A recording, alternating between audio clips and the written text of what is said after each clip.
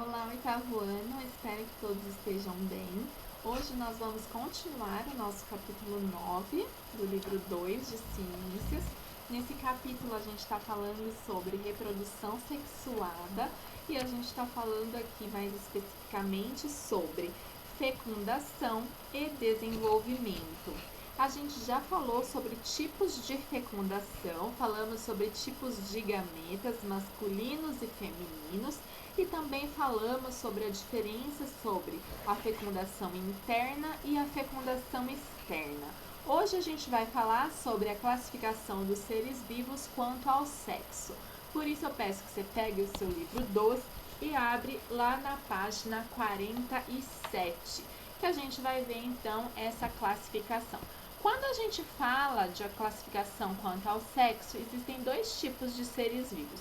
Aquelas espécies que a gente classifica como espécie monóica e como espécies dioicas.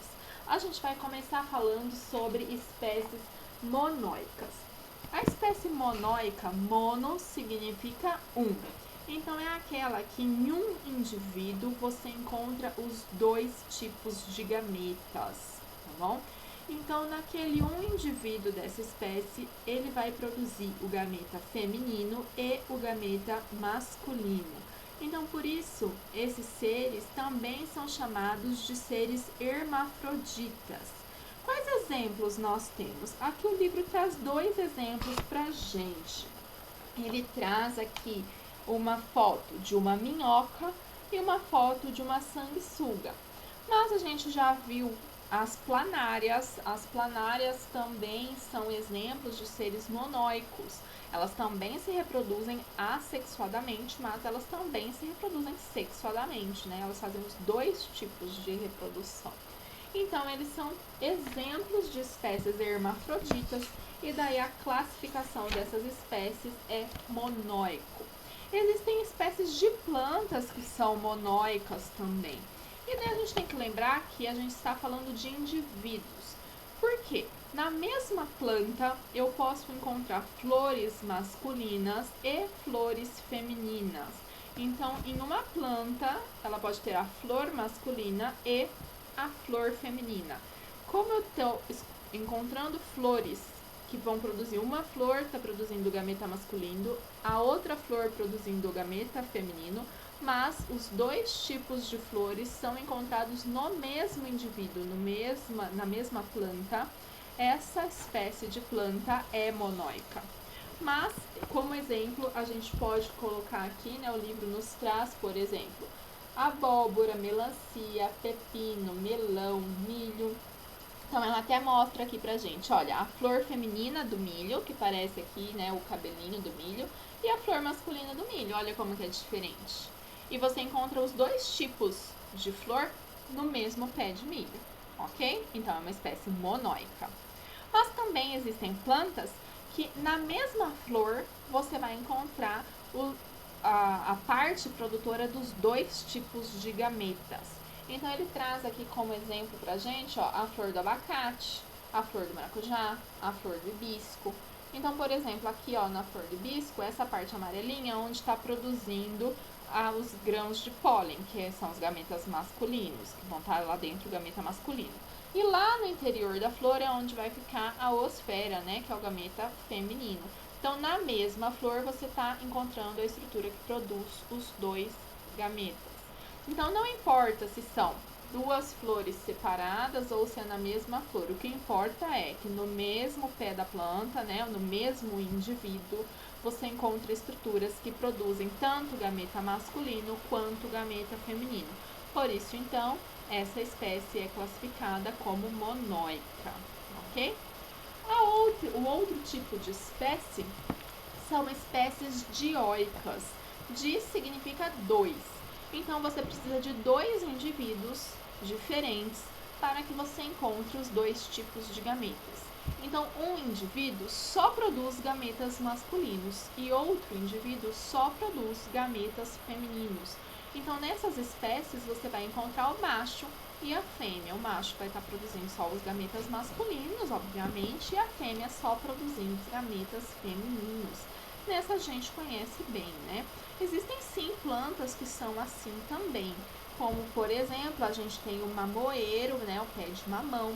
Ele também cita aqui pra gente pé de aspargo, de tamareira, que produz tâmaras, ok? Então aqui ele traz até a figura pra gente, a foto. Esse é o mamoeiro macho, que produz então essas florzinhas, produzem só gametas masculinos.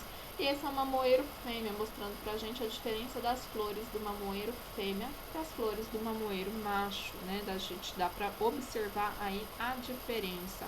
Então, o pé que produz flores essas flores aqui, essas flores só vão produzir gametas masculinos. E o outro pé é outro indivíduo, só flores que produzem gameta feminino. Por isso é uma espécie dioica. E a gente conhece diversos animais que são espécies dioicas, né? A gente conhece, por exemplo, gato, cachorro, peixes, né?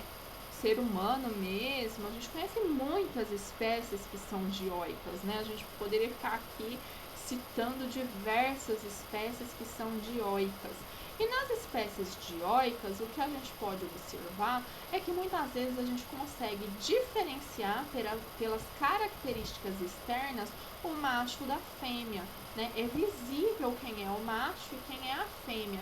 Quando a gente consegue observar visivelmente quem é o macho e quem é a fêmea, porque dá pra ver que eles são diferentes externamente, a gente chama isso de dimorfismo sexual. Então, morfo significa forma, então tem duas formas. E sexual, porque a forma é dependente do sexo. Então, aqui, ó, a gente tem, por exemplo, o galo e a galinha, né? Eles têm dimorfismo sexual. O galo, a gente sabe que ele tem a crista aqui embaixo, né? O papo dele, as penas são diferentes. Então, aqui dá pra ver que é diferente o formato, né, do corpo, a forma é diferente e depende do sexo. A mesma coisa pro leão. O leão e a leoa têm dimorfismo sexual. Então, o leão tem toda essa juba aqui, né, a disposição dos pelos é diferente. O ser humano também tem dimorfismo sexual, a distribuição de pelos no corpo, gordura, musculatura é completamente diferente. Algumas espécies de pássaros têm dimorfismo sexual, por exemplo, o pavão e a pavoa. Então, a gente tem dimorfismo sexual em diversas espécies, tá? Então, é assim que a gente chama quando tem diferença entre macho e fêmea.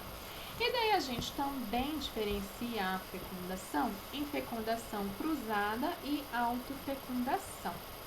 A fecundação cruzada são os exemplos que a gente conheceu até agora e os que a gente mais ouve falar. Você pode virar aqui na página 52 para observar, tá bom?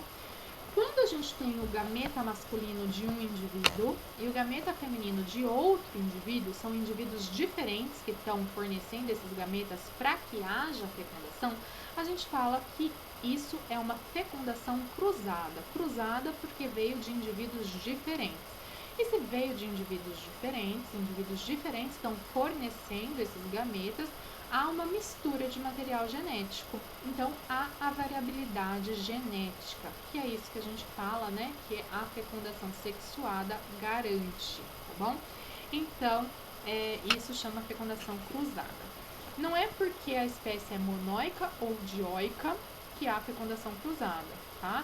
Então, em espécies dioicas, sempre vai ter que ter fecundação cruzada, porque o indivíduo só produz um tipo de gameta. Então, o único tipo de fecundação possível é a cruzada, né? Vai precisar que o gameta masculino venha de um indivíduo e o gameta feminino de outro.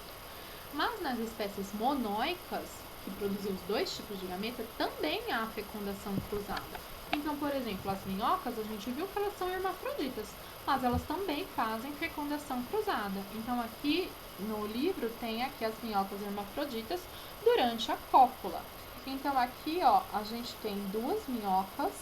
Aqui, esse anel mais vermelho é chamado de clitelo, que é onde elas estão recebendo o espermatozoide. Então, ó, o anel mais vermelho aqui está recebendo o espermatozoide, o anel mais vermelho aqui da outra também está recebendo o espermatozoide. Então, as duas estão colocando o espermatozoide na outra. No final, as duas vão ficar grávidas, vamos falar assim. As duas vão formar ovos, né? Vai ocorrer fecundação interna nas duas. As duas vão ter ovos e vão colocar seus ovos na terra, ok? Então, é um exemplo de fecundação cruzada. As duas vão colocar ovos, porque as duas têm gametas masculinos e as duas têm gametas femininos.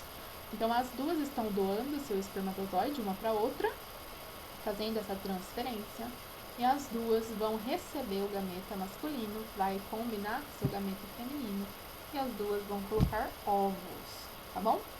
E agora tem o caso da autofecundação. A autofecundação só ocorre em espécies monóicas, auto de si mesmo. Então, é quando o gameta masculino e o gameta feminino do próprio indivíduo se fecunda. Então, por isso que só pode ocorrer em espécie monóica, né? Na espécie que produz os próprios gametas. Mas daí, se é do mesmo indivíduo, o gameta masculino e feminino do mesmo indivíduo se encontraram, não há variabilidade genética, que é a característica tão grande assim, né, que traz tanta vantagem na reprodução sexuada. Então, por que isso acontece? Por que a autofecundação pode acontecer? A autofecundação pode acontecer em casos extremos, em caso que esse indivíduo não encontra um parceiro sexual ou numa desvantagem, que ele precisa se reproduzir e que ele não está conseguindo. Como é o exemplo da Taenia solium. A Taenia solium, ela é um verme que vive no intestino humano. Ela é conhecida popularmente como solitária. Por quê? Porque ela é um verme que vive sozinha dentro do intestino humano. Se ela vive sozinha, ela nunca vai encontrar um parceiro sexual. E ela é um verme hermafrodita. Então, a única forma dela se reproduzir é se ela autofecundar. E não por isso ela faz autofecundação e se reproduz. Melhor fazer autofecundação do que ela não se reproduzir. E daí a sua espécie pode ser extinta, ok? Gente, eu peço que vocês façam o Agora é com você aqui da página 53. E também, para que finalize a aula de hoje, eu peço que vocês leiam o Para Ir Além, aqui da página 50 e 51, e conheçam os rituais de acasalamento de diversos indivíduos, né? A gente sabe que entre espécies tem diversos rituais de acasalamento, cada espécie tem rituais de acasalamento diferentes. Os machos, geralmente na natureza, eles disputam pela fêmea, e aqui o livro traz alguns rituais de acasalamento, né? O do pavão é bem conhecido, porque o pavão macho tem penas bem exuberantes e a pavoa não tem essas penas, né? E ele fica lá se exibindo para a pavoa para tentar acasalar com a pavoa. E na natureza é assim, né? Tem vários rituais até que chega a hora da cópula. Então, o livro traz aqui pra gente alguns exemplos, tá bom? É isso por hoje. Até a próxima aula.